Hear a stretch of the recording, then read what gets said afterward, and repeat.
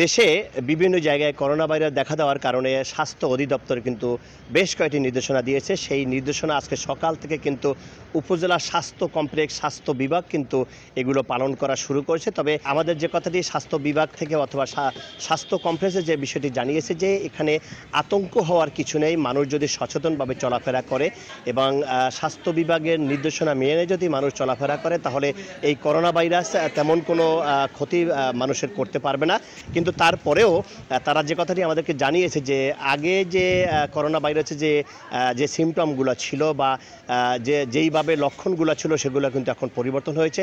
ওই সময় যে তাদের মধ্যে যে করোনা ভাইরাস পজিটিভের যে রোগীদের কাছে যে সিমটমগুলো দেখা যেত সেগুলো কিন্তু এখন আর দেখা যায় না।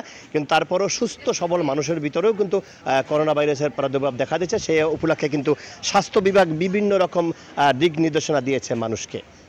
স্বাস্থ্য বিভাগ থেকে যে 7টি নির্দেশনা দিয়েছে তার মধ্যে রয়েছে যেখানে বেশি মানুষের সমাগম হবে সেই সব জায়গা এড়িয়ে চলতে হবে মানুষের, সেখানে মাস্ক ব্যবহার করতে হবে এবং হাসি কাশির সময় যেসব টিস্যু ব্যবহার করবে সেগুলো নির্দিষ্ট স্থানে ফেলতে হবে। ব্যবহারকৃত টিস্যু অবিলম্বে সেগুলো একটি নির্দিষ্ট জায়গায় ফেলে রাখতে হবে। যদি কোনো দূর থেকে বা বাহিরে গিয়ে আবার ঘরে প্রবেশ করে সে সময় ঘন ঘন হাত ধুইতে হবে এবং হ্যান্ড স্যানিটাইজার ব্যবহার করতে হবে। এছাড়াও তারা যে কথা আমাদের জানিয়েছে যে অপরিকল্পিত যে মানুষ চলাফেরা করে এবং যেসব মানুষদেরকে মনে হবে যে তাদের মধ্যে করোনা ভাইরাসের কোনো সিমটম দেখা যায় তাদের কাছ থেকে দূরে থাকতে হবে, তাদের সংস্পর্শে যাওয়া যাবে না।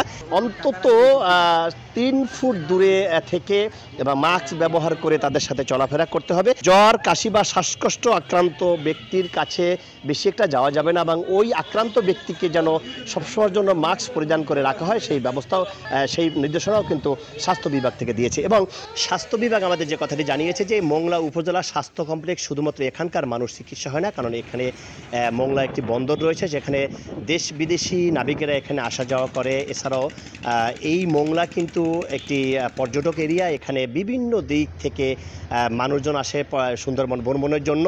এছাড়াও মোংলা উপজেলার সাথে কিন্তু পার্শ্ববর্তী আরও 3টি উপজেলা সংযুক্ত আছে, সেখানকার কয়েক লক্ষ মানুষ কিন্তু এখানে চিকিৎসা নিচ্ছে। তবে নূতন করে যে করোনা ভাইরাসের প্রাদুর্ভাব দেখা দিচ্ছে এখানে আতঙ্ক হওয়ার কিছু নেই। স্বাস্থ্য বিভাগের কথা অনুযায়ী যদি মানুষ চলতে পারে, তাদের সচেতনভাবে যদি মানুষ চলাচল করতে পারে, মাস্ক ব্যবহার করতে পারে এবং বারবার যদি হাত ধোয়া সহ এবং স্যানিটাইজার ব্যবহার করে যদি মানুষ সচেতন থাকতে পারে তাহলেই এই করোনা ভাইরাসের প্রাদুর্ভাব থেকে মানুষ রক্ষা পাবে।